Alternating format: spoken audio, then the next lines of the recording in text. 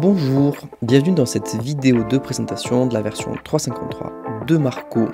Alors aujourd'hui au programme, on va parler de l'amélioration de la bibliothèque DCCTP, la rédaction de votre spazer sous la licence développement durable. On va parler aussi de la gestion de l'information par lot. On va également aborder le sujet de l'analyse des offres TTC ou hors taxe. Et petite nouveauté, un point sur les différentes améliorations qui ont été apportées dans la version.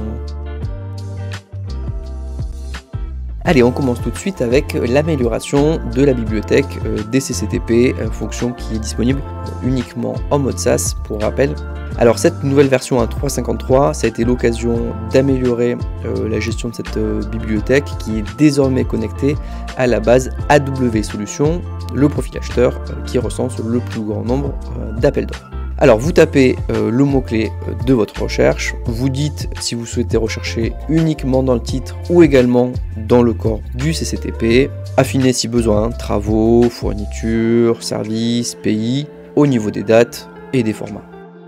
Vous pouvez filtrer, soit en carré, soit en liste, puis visualiser ou télécharger directement le document. On enchaîne avec la rédaction de votre spazer. Si vous avez l'option développement durable, vous pouvez désormais créer facilement votre spazer, c'est-à-dire le schéma de promotion des achats socialement et écologiquement responsables dans Marco. Pour rappel, vous y êtes obligatoirement soumis depuis le 1er janvier si vos dépenses dépassent 50 millions d'euros par an, mais vous pouvez également vous y soumettre volontairement en dessous de ce montant afin de vous préparer aux échéances de 2026. Donc, dans le module rédaction, sélectionnez Spazer et vous allez pouvoir créer votre spazer en 4 écrans.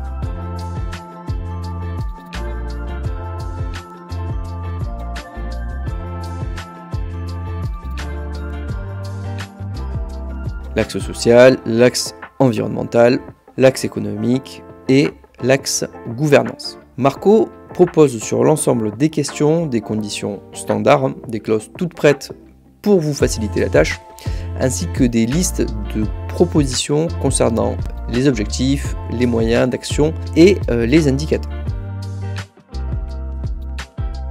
À ces conditions standards et propositions, vous pouvez ajouter des précisions ou créer vos propres conditions.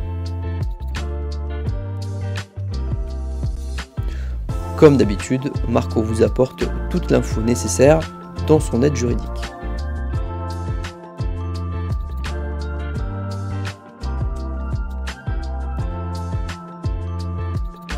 Voyons maintenant les nouveautés sur la gestion de l'information par lot.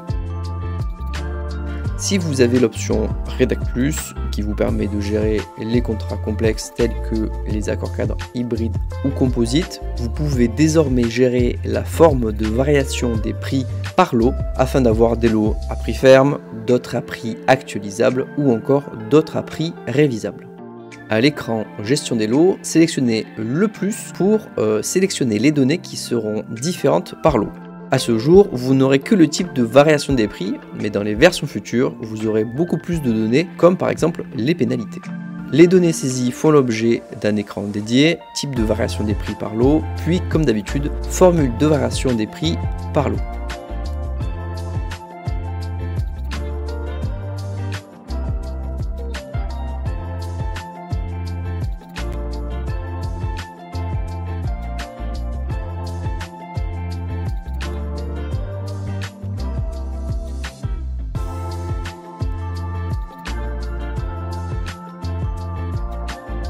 Le CCAP s'adapte en conséquence.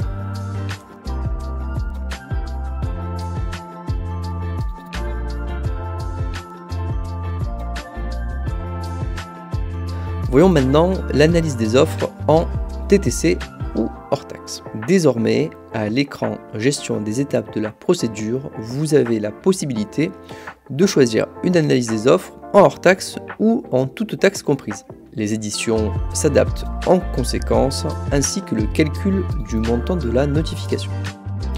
Et enfin, petite nouveauté, on prend quelques instants pour vous parler rapidement des dernières améliorations qui ont été intégrées. Donc suite à vos demandes, nous avons amélioré les points suivants. Pour commencer, dans le module achat, le montant de la programmation ressort désormais dans le tableau de l'arbitrage de la demande d'achat pour un meilleur confort. Nous avons rajouté le RC phase candidature pour vos contrats de concession, de même qu'en marché. Le visuel des workflows a été amélioré. Le visuel des envois des PES marchés a aussi été amélioré. Et pour finir, nous avons ajouté de nouveaux indices INSEE. Désormais, la base des index est bien fournie. Mais n'hésitez pas à contacter votre commercial si vous avez besoin d'index spécifiques. Voilà, c'est terminé pour cette version 3.53 de Marco. Pour plus d'informations sur la commande publique commentée par nos équipes, n'hésitez pas à aller sur le blog. À bientôt!